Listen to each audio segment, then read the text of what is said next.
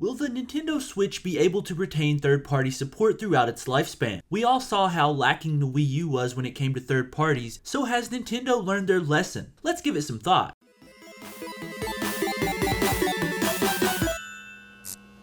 What is going on, you wonderful thought-having people you? Give it thought back here today to talk about the recently revealed Nintendo Switch. The internet is abuzz with excitement about this upcoming console, which is scheduled for release sometime in March of next year, but they are also understandably skeptical. The Wii U, while it has some good games, some really good ones, was mainly a dust collector for gamers who owned more than one console. There was simply a lack of titles for it. Sure, the virtual console could keep you busy, but people want new things to play and the Wii U just didn't offer that. Now in steps the Nintendo Switch with claims that it has garnered that outside support that its predecessor lacked. Sure, the debut trailer showed off Skyrim, which is a big deal for Nintendo, but the Wii U also had some impressive deals at launch. Maybe not as impressive as Skyrim, but it did have an exclusive deal with Ubisoft for Rayman Legends and Zombie U. Soon after that though, the whole thing was long forgotten and those games eventually released on other systems. So let's get into this and see if the Nintendo Switch might have a fighting chance to be more than a once every 3 months novelty. We know that Nintendo showed off that packed chart that depicted all the third-party support they have. You can see by looking at it that all the big boys are there. Ubisoft, Activision, Take-Two, EA, then you got Bethesda and Square Enix. It looks promising, no doubt about that. The thing that worries me though is that there seems to be some filler in there. The whole thing is labeled a sampling of Nintendo Switch partners, and if this is a sampling, why are things like Havok, which is a physics engine owned by Microsoft, and Rad Game Tools, which is a tool that develops cutscenes for video games,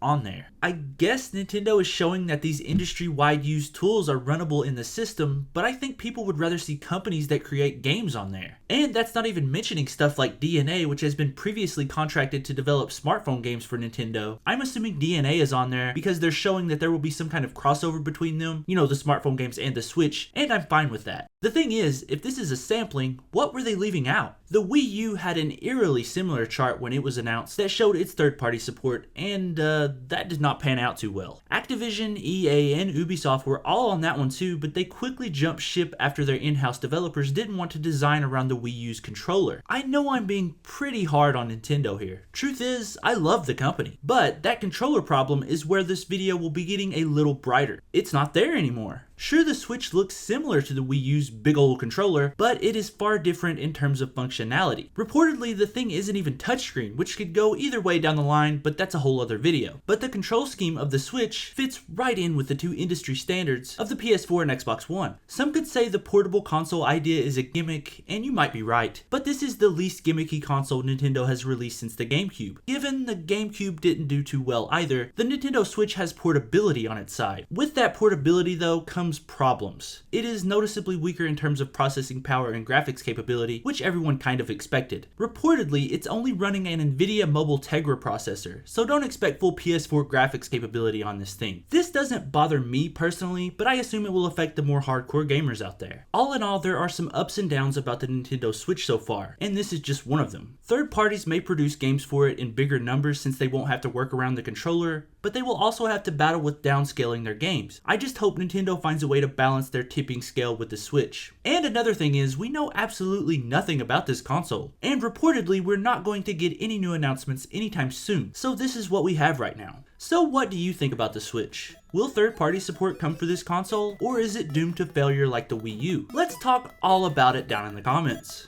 And I think that's the end of today's video. Sorry if this video was a little bit editorial, I just wanted to talk about this. But if you enjoyed this video, you know what you have to do. Hit that like button for me, and if you're new here, why not subscribe? I put out a video every single day, and if you want to be first in line for all the latest gaming news, all you have to do is hit that subscribe button. And if you missed yesterday's video, it was all about the video game voice actor strike. I put a little bit of effort into that one, so if you want to go check it out, hit that annotation on the right. But I think that's it for me today.